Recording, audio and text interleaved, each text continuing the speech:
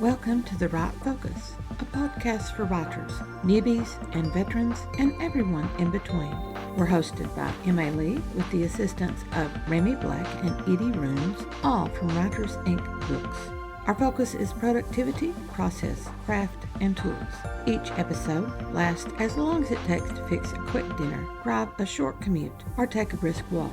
Resources and links are in the show notes. Visit us at therightfocus.blogspot.com. Now, on to this week's episode.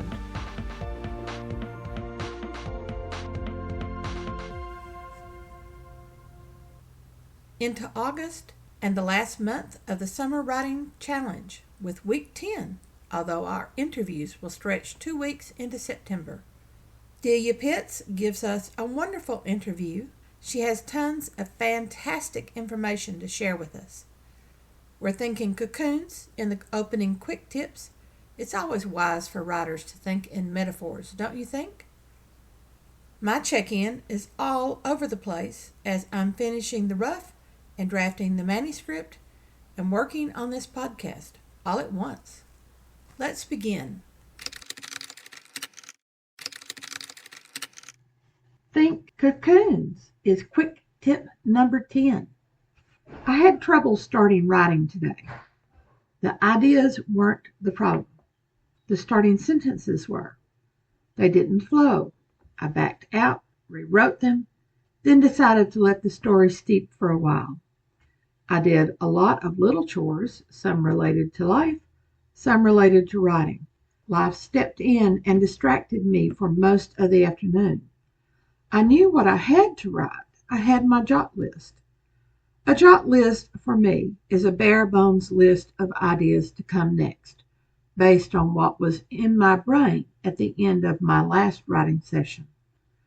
I started the day by reading and reworking my jot list. That was a boon, for the muse twirled things around while I dealt with little chores that needed to be done and would have to be done either today or tomorrow. Better to do them today. When I finally broke free of life and sat down at my desk, the time read 4:30. I started a new jot list, then opened up my notebook, and the sentences flowed out like the swiftly running creek the characters are camping beside. Some days we writers wake up with the starting sentences in our heads. We can't wait to sit down and write. On other days, we have an idea of our start, but not the specific sentences. Those come, however, as soon as we are ready for the first words. Other days, like today, we need a bit more contemplation. One key to success, the key I'm currently using, and methods do evolve and transform, is the daily word count. It's a reasonable word count. When the blue sky and warm weather is calling, something has to draw us back to our writing. When I see the incremental growth of a project, I feel like a slow-moving inchworm. Writers are inchworms. Writers are writing even when they're not writing. Our ideas are inching along, just like the inchworm, waiting for the cocoon, waiting for the transformation to be complete. Then the words will emerge, beautiful as a butterfly. With us today is Delia Pitts. Where are you based, Delia? I live in central New Jersey, a very small town, just a bit east of Princeton. Oh, that's a nice area. It is. I've been on flying trips, not flying, but driving very rapidly so that you think you're flying through that area. But I've never actually stopped in New Jersey. It's a nice place to more than stop. But you don't have the classic New Jersey accent. Oh, I'm not from New Jersey at all. I've lived here for about 24, almost 25 years, but I'm originally from Chicago. Okay. All right. So and I lived for many years in Texas. So maybe there's a bit of that. You definitely have been influenced by two other accents. Mm-hmm. What do you write, Delia? I write private eye mysteries that are contemporary noir. Okay, great. I thought I was interested in writing contemporary noir. I don't think I can do it. I'm fascinated by the idea of it, but when I turned around and wrote what I thought was a contemporary noir, it was not. No. It didn't meet any of the guidelines at all for the genre. I've always loved noir, whether it's in books or in film, movies. I grew up watching some of the classics from the 1930s and 40s and 50s. And so that for me came very easily. Yes, yes. That's probably why I can't write it, because my reading tastes are nothing in the movies, nothing like the movies that I have seen that are considered noir. Mm-hmm. How do you face challenges in your writing, since that is the theme of this series? I think one of the challenges that was biggest for me as I started out writing was that I knew from the start that I wanted to write a series. And so the question becomes, how do you prepare yourself and eventually your readers for a series? How do you set that up in your first book, and how do you follow through as the series hopefully progresses and enlarges? So I think that's a challenge that I believe face many writers, particularly in the area of crime fiction. Many people like to write or hope to write a series for their books, and I think that that's a big challenge. It is, because I haven't managed it yet. The first book that I wrote that had a recurring character, I wrote as a standalone and didn't go back to it until 5 years later to pick up that character and go forward with it. And virtually all of my other writings have been standalone novels. They might reference other characters from previous novels, but it's not really those series characters going along. So how did you manage that? Well, I thought from the beginning, and I think it's important at least having the idea from the beginning, that I wanted to write a series. And as you can imagine, having a private eye as the central character is definitely beneficial, because almost by definition, the private eye has an ongoing caseload. There's always going to be a new case, someone new walking in the door of her office or his office. And that automatically, that structure is one that lends itself to a series. I think that in addition, from the beginning, I was quite conscious of the desire to build not only a very layered main character who had a lot of quirks, a lot of faults, who in fact was very messy, both in her backstory and in her present day behaviors. But I also wanted to build around her a constellation of side characters who were more than sidekicks. In other words, I didn't want the side figures that surrounded my main character to be throwaways. I thought it was really important to have those side characters possess backstories of their own, not necessarily ones that I would explore on the page, but that existed and that gave a richness and a depth to those secondary characters. I also thought it was important from the beginning that those secondary characters be intriguing enough to the reader that a later reader wouldn't mind going into a little more depth with that secondary character, or having some of those more or less minor characters return in an enlarged role in a future story. So I think one of the challenges that has to be addressed right away is, who are you building as your main character, and then how do you surround her as you develop that first novel? Did you have that all worked out before you first put pen to paper for the first book? Or did you come to that during the course of the first book? I came to that in the course of writing the first book. Yes, I knew who the main character was, and I knew enough of her backstory. In fact, I knew all of her backstory, so I knew that I was making it as rich as I at least could imagine. I had a Black African-American woman who was middle-aged, not in her first youth. She'd been married. She had recently suffered a horrific tragedy, which was the death of her only daughter. And so as we entered that first story, I had her deciding to come back to her hometown and restart her life. really, after this tremendous tragedy. And so I knew that I hoped, let's say, that I was building a character who was interesting, who had layers, who had a history that was both engaging, but also was one that explained a lot of her pretty messy, untoward current behavior. And so, yes, I knew that right from the start. I also was very conscious to build around her some characters that didn't work as assistants to her. In fact, as it's structured, she's the low person on the totem pole. She's number 3 in her little office and has a boss and an assistant who reports to the boss. So she is not the power figure in her office setting. Although she's certainly the first person main character for the story. But that creates a good little dynamic to work with there. Exactly.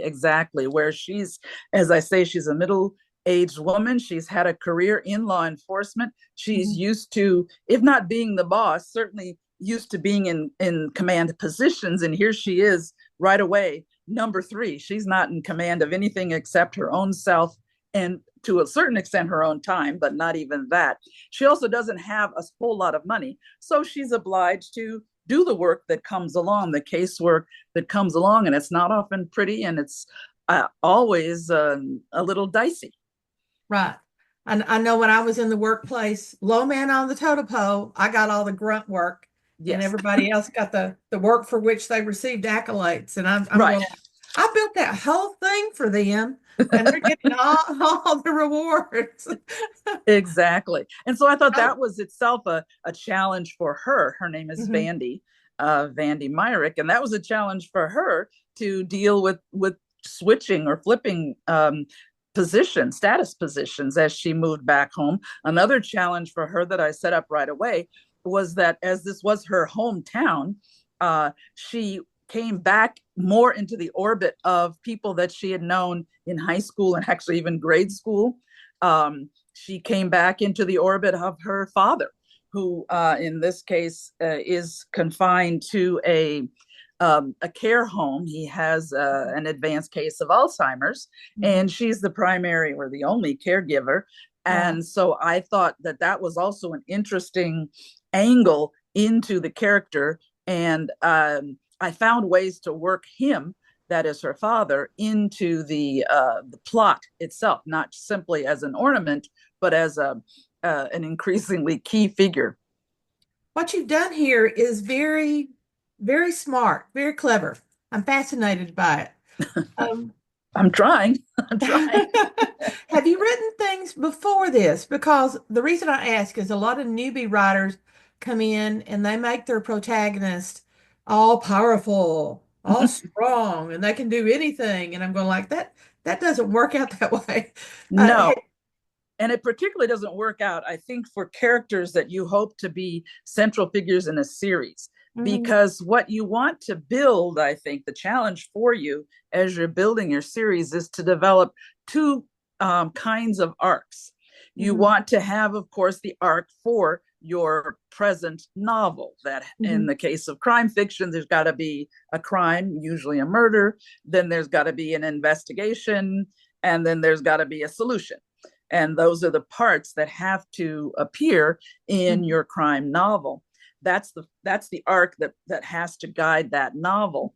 And it's a different arc for each of the books in your series. But I believe you also need to develop a character arc for your central character so that she will tackle some of the concerns that I raised, and we'll watch her as she handles some of the issues that face her life. She won't, if you're building a series, she won't come to the final resolution, the neat bow tying up all of her personal problems at the end of that first book, because then why go on? So that character arc of her development and her dealing with her problems becomes the backbone for the series. And you I think you have a lot of fun putting her through different tests of those weak points that you've mentioned or examined in the first book, you then put a new dig into that weak point as you go into book 2 and book 3. And you're trying to build their soul, so to speak, as Yes. they advance on, so that they become more and more an honorable character who everyone would like to emulate by the time you've gotten to like book 6 or book 10 or whatever. One hope. I'm not sure. I'm not sure one that going to book 6 or book 10 is necessarily the best way to go. I personally, for my personal plan, don't intend to take this particular character that I've mentioned, Vandy Myrick, into a book 6 or a book 10. I think that it's that one of the challenges, again, a challenge, is to keep things fresh. Right. And I think you have to keep up with the expectations that you've established in your first book, but you've got to twist them and you've got to change them. Otherwise, why read the 4th and the 5th book when it's following precisely the same pattern with the same set of characters with different words, and it's in the same setting? That is not something that you really want to do. And frankly, I think in addition to keeping the characters fresh, you have to keep your own mind fresh. And one of the things is that writing has to continue to be a fun, inspiring challenge for the writer. And if you're writing the same essentially the same story again and again and again and again, I think that you get dulled around the edges. Yes. And frankly, I think that can show up in the writing. Right. I think it does. Could become mechanical. It could become dull. It's just not fresh. So I think one of the real challenges in building a series is making sure that things are fresh for your characters and fresh for you as an author. I think the other thing that's really a challenge, though, is keeping and maintaining a consistent voice for your character. You have to have that person, if it's a single voice, single point of view, as I've done for my story, you have to be sure that the way she sounds in book 1 is the way she sounds in book 3. She has to use similar vocabulary. You've established what her background is, what her education is, what her career path has been, the kind of person her parents were, and all those things contribute, obviously, to the voice of that character. And you have to then make sure that it's consistent throughout your series. You can't have her all of a sudden sounding like she is a cowboy from Oklahoma who knows all about ranching, unless you've also given her a background that has that in her background. You have to be consistent to follow through on what you have established and you have told your readers is this person. This is a real person, a 3-dimensional person who doesn't shift, who shifts in some ways, but in some ways doesn't shift and doesn't change. Well, our basic core never changes, but the wrappings around ourselves, they change a lot. Yes. And I think we strive to present ourselves better and better as we go along, but that basic core is still there and still influencing our decisions and our choices that we make through the course of life. Agreed. What other challenges do you see in writing?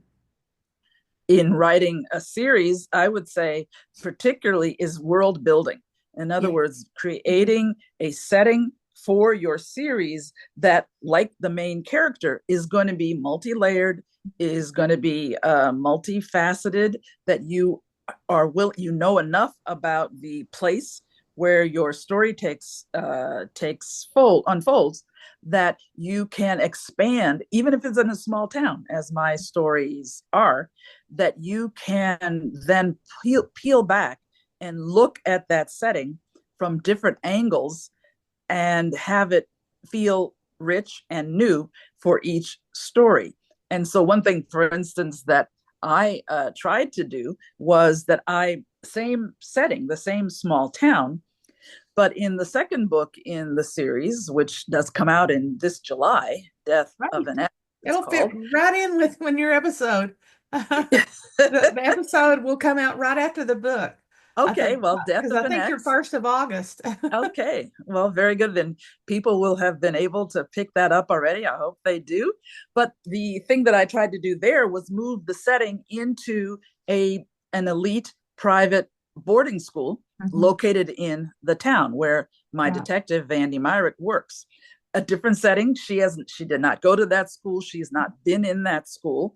And but I decided to set that book, that mystery, in a very elite, snooty private school. And that gave me a chance to look at academia from a different direction, to look at the kinds of parents who send their kids to that school, look at the teachers, the administrators, and then put Vandy into an environment where she is not necessarily as comfortable as she might be in some of the other places that she could go, all within the same town.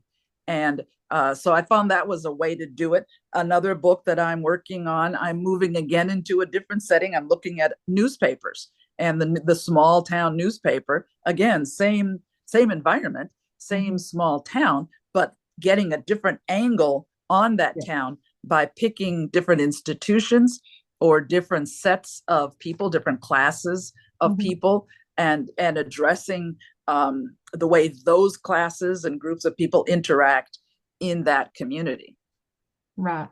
Well, I wish you all luck with the newspaper story. I worked in the newspaper for about 6 to 7 years before I finally made it into the career where I was for 30 years. Okay. And I realized very quickly I was not nosy enough. If somebody brought up something that was obviously going to be traumatic, I did not pursue it at all. I said, "Oh, I'm sorry to hear that for you. By the way," changed the conversation. Right. And my editor would get so mad at me. She would go, "Did you not ask them about this? And did you not ask them?" And I'd go like, "No, that was like nosy." And she was going like, "You're a reporter." Okay, I can't do this job. Well, it's good to figure that out early on. I worked as a young person, very young person, for the Chicago Sun-Times, my hometown newspaper, and worked as everything from a copy boy, as we used to call him in those days, running the printed versions of the stories reporters had and circulating that all around the press room, to working my way up to being a feature writer and a general assignment reporter for a short time, until I too realized I wasn't going to make that my long-term career, and went back to school to get an advanced degree. But yeah, the journalism was my first love. High school, college, graduate school, always my first love. I think I enjoyed the writing of the weekly column. I enjoyed writing feature stories about people's lives and things like that. But I did not like didn't like covering meetings. I did not like going to ask people awkward questions, and that kind of thing. And so it was not good. So I was definitely not a reporter. Yes. Although, one of the life lessons that I learned very early on, I had the same feeling that you did. I was sent once on assignment to go with the photographer to the house of a person who'd been killed in a drive-by shooting. And I dreaded, as we drove to that house, I thought, how am I supposed to, and it was the day after the shooting. Right. So I was just cringing. It was too close. It was too emotional. But you know what I discovered? I was welcomed in that house. I mean, I have to say, I think I was modest. I think I was not intrusive, but I was clearly a reporter. I was not a family friend or acquaintance, but the people understood what my job was, and they felt that this was a mark of respect, that their loved one, their father and their husband, was being treated as a person in full, a member of the community, a person deserving of respect, and they wanted to tell his stories. And I found that one of the easiest assignments I had in all of my days at the Sun-Times because the people were willing, the family was willing to share so much of their loved one with me. So I didn't even have to ask many questions. I sat and listened and watched and wrote and wrote and wrote and wrote as much as I could. They were not at all, they weren't angry with me. They weren't angry with the newspaper. They did not feel it was an invasion. They felt it was a sign that their person, their loved one, was going to be remembered and respected. And that was really an important lesson to me. Right. It's not only an important lesson, but it shows you a bit of grace that if you go into a situation open and listening with courtesy, you'll receive that in return. Yes. How else do you see challenges in writing? Because this is great stuff. There are a lot of challenges in writing. I think one of the challenges is getting in front of your laptop or your computer every day and just sitting down and doing it. I find that once I get there to my desk, or it's the end of my dining, I don't even have an office. It's the end of my dining table where the laptop is. Once I sit down, I can get going and I really can get back into the world fairly quickly. But it's getting away from all the other distractions in my house, just the other things I can do. The internet is a bottomless pit of things I can just scroll through. I could go watch TV. I've got stacks of books everywhere that I could be reading. And so that it's really, really easy to not do the work of writing. And I don't do it on a daily basis, except when I'm up against a deadline, as I am right now. And then I do try to put in my words and put in my 3 to 4, 5 hours a day. I'm lucky that I have that block of time available to me. But that is a challenge, just getting myself into that chair. I call that BIC, bum in chair. Yes, if I can get exactly. to that point, I will get work accomplished. But exactly, getting around the corner to get to the chair is so hard sometimes. That's right. It's the key. It's the key to getting into. And it's also, I think, another challenge is to stop thinking of your book as a whole book. 80, 90,000 words. That's a lot. That's a daunting amount of work to produce. And if you keep thinking of it that way, 9 times out of 10, your response is going to be, I'll never do this. I'll never, even if you've done it before, you still have that feeling. I'll never get to this. I can't write an 80,000 word document. I can't produce 75 or 85,000 words about anything. So that I think the challenge is breaking that down into much smaller pieces, to scenes, and going scene by scene and letting yourself go with that flow. I am a plotter. I like to have things plotted out. I know how each book ends. I know the key places I want the characters to be and how I want them to hit those places. But I don't have every last scene blocked out for me. And so some of the discovery, when I finally do get around to sitting down, is that I can have some fun discovering what those characters will say when I put them in that scene together. So I think that breaking the large story down into those component scenes is both a challenge, but it's really freeing. And it allows me, at least, to move forward with some ease, I think. Right. I'm trying to write with the novella that I'm currently working on, 707 words per day. I thought that's a number I should be able to achieve, no problems. I used to be able to write 500 words in like an hour and a half flat, just that kind of thing, just without any plan whatsoever. And I thought I can do 707 words. And it does work, but and I will come knowing general terms about what I need to write, but with not anything very specific in my brain. And that first sentence might be a struggle. And I might have scratched out 3 or 4 lines, but then once it's going, I can get, once I start, it's like I get 1,200 words instead of 707. And so Exactly. that's really, really good. I Well, tried to plot.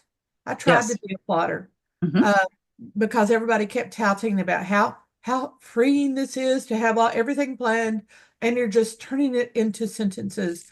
And I could not do that. I need to be surprised. A Yes. recent short story that I wrote, it was set in New Orleans, Mhm. and I had the character walking on Bourbon Street, and she saw a voodoo shop, and she goes in, and then this whole wealth of information just developed into the story because Mhm. of that. And so I like that surprise. I had I never agree. even thought about doing that kind of thing. But it enriched the story so much and answered one of the questions about how the murder occurred. Mhm. Uh, so it I was nice find to that's do that. right. You have to listen to your characters at some point. I Yeah. did that just the other day. That happened to me. It's a small point in the current story, that the current book that I'm writing. But I hadn't thought of this until the character literally said, maybe Mr. So and so has a home security system. Let me go ask him. And if he does, I'll take a look at the footage, and we Mhm. can find out if that car was out behind that wall. We heard the Mhm. car, but we didn't see it. And I thought, well, yeah, that's right. That's the easiest way to go find out. Why am I making this a deal? The character, that was not, It was obviously, just, boom. it just, whoom. And I said, yeah, these That's characters one of those are times when smart. the characters speak into the story and they start controlling the story, and that is gemstones that are just dropping onto the page. Yes, yes. I had that happen in another story of the different characters, different Mhm. thing altogether, where the character just solved the case. The character just sort of said, "This is the murder," and I thought, "Yeah, this is the murderer." You're right. I don't know why I didn't know that, but you're right. So I had to sort of rejigger things and put in some red herrings and other clues, real clues, earlier in the story because the character had figured it out before I did. I don't find once you have that event happen, Mm-hmm. where that comes into the story like that, the backing up and inserting that information, I don't find that hard at all. No, It's like I turn to this page, oh, there's where that goes. it's And you it's just, fun actually. Yeah, yes, it yeah. is. It's Uh, it's putting those little pieces in, and mhm, that I think, by the way, is another challenge, is to the balance between writing forward to going forward every mhm, day to accumulate those words and finish your progress toward the end, but also doing editing and want the desire to go backwards into your what you've done the previous days or the previous week and read it again and sort of revel in how beautiful it all sounds or how bad it all sounds, and then make all these changes. And that's useful up to a point, but the challenge is that of course you can keep doing that forever and never make any progress. that And is true. so you've got to balance that out. I do tend to go at the start of a session, I will sit down and I'll read much of what I wrote the previous day. Partly it's just to get those juices going, to remind Wow. me of where they are and what they're doing and why they've moved on to this scene or that scene and how the scenes link.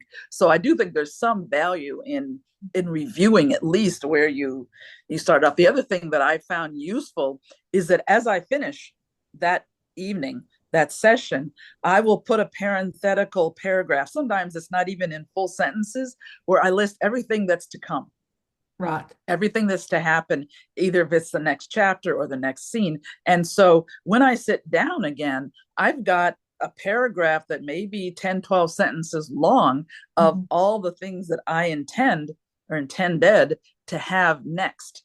And I find that having done that, really, and it's not written in the style of, I write that in the third person. Mhm. Instead of writing first person from Vandy's point of view for the book itself, I'll Wow. write that little prompting paragraph in third person. So I'll say Vandy goes to Mhm. interview such and such, or Vandy runs after so and so and intercepts him.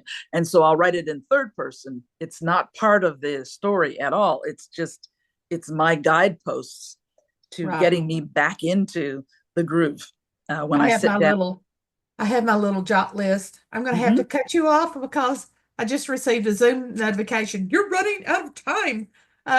So Well, tell me again about the book that's coming out in July. Yes. Well, this is a sequel to the book that came out last July, which was Right. Trouble in Queenstown, featuring my Black private eye, Vandy Myrick. And the new book is called Death of an Ex. Death of an Ex is just like it says, it's the death of her ex. Oh, and how she there's one solves problem out of the way. That's right. How she solved, or that's actually more problems for her, but how she solves his murder.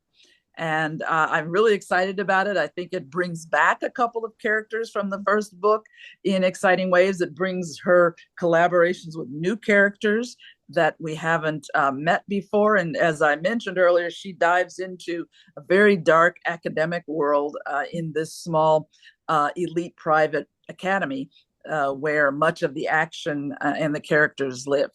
So I'm very excited about it, and I hope everybody can get a chance to pick it up. It comes out in July and will be available in all your favorite booksellers. Great. Thank you so much. Thank you for having me. I really enjoyed this, Emily.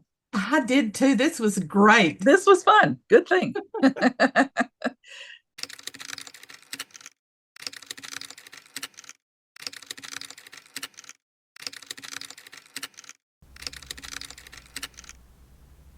On the 10th check-in, we've reached August. Our days are July 30 and 31 and August 1 to 5. I finished last week with only 15,000 remaining to reach my total goal, but I have revision and then proofreading ahead. Those are low word count days. 46,662 words required, 4,949 words needed this week. So Wednesday, July 30, I did the rough for Chapter 10, 1,826. Thursday, July 31, the rough for Chapter 11, 1,638. I can see the end. So close. Friday, August 1, I neglected to finish working on the podcast that I did earlier, so I did that this day. Only 371 words. Saturday, August 2, no inspiration for Chapter 2's rough, so I tucked into the draft of Chapter 10, 1,963 words. Sunday, August 3, too busy on that day. Then, I don't know what, I was not able to write. Monday, August 4, I did a podcast focus all day, 2,246 words. Tuesday, August 5th, I finally am into the rough for Chapter 12, 418 words. The actual word count for the novella document is 24,606. Actual word count for the week, counting 1,000 words per chapter, 7,499. And the actual grand total for this summer writing challenge, 58,246. Thanks for listening to The Write Focus, a podcast for writers at all levels, hosted by Emma Lee from Writers Inc. Books, assisted by Remy Black and Edie Runes. Our focus is productivity, process, craft, and tools. Music is licensed through Audio Jungle, called Background Music Loop. Its creator is Alexander Polishchuk, known on Audio Jungle as Plastic 3. The music comes in different iterations. Show notes and resource links for this and other episodes can be found at thewritefocus.blogspot.com. Write to us at winkbooks@aol.com when you have questions, comments, and speculations. We will try to answer you as quickly as possible. By the way, we will not mind your email address. That's rude. If you find value in our content, share with your writing friends or write a review. We're small beans here without the advertising budget of the big peeps, and you can make a difference. And whatever occurs, write on.